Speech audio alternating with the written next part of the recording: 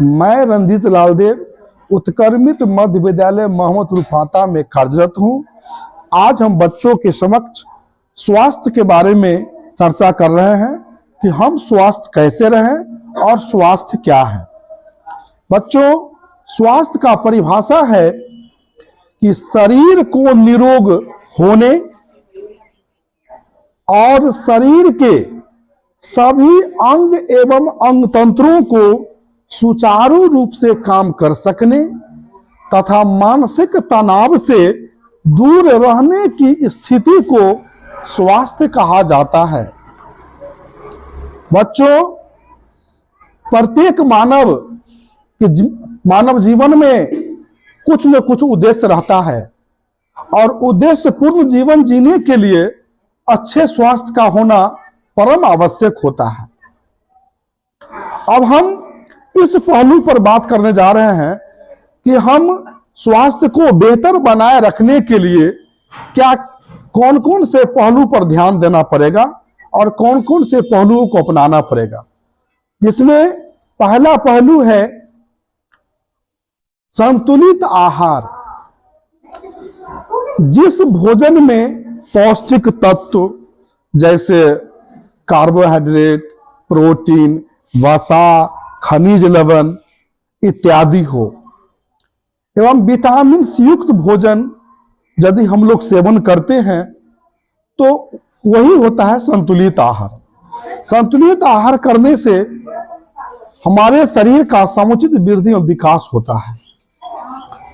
इसी प्रकार दूसरा है व्यक्तिगत सफाई एवं घरों एवं पास पड़ोस की सफाई।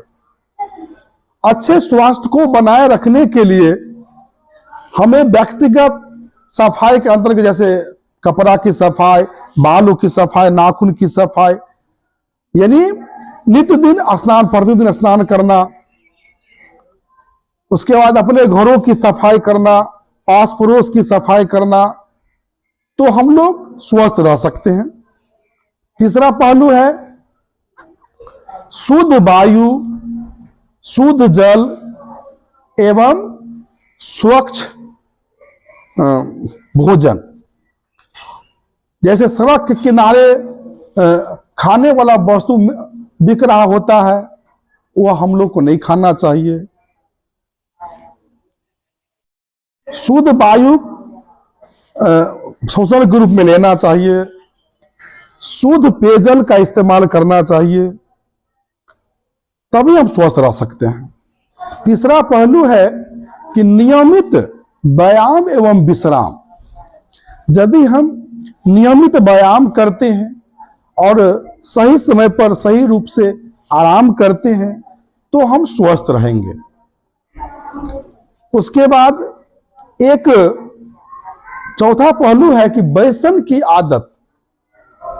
व्यसन का मतलब होता है कि मादक पदार्थों का सेवन करने और उसके बगैर नहीं रहने की स्थिति को व्यसन कहा जाता है।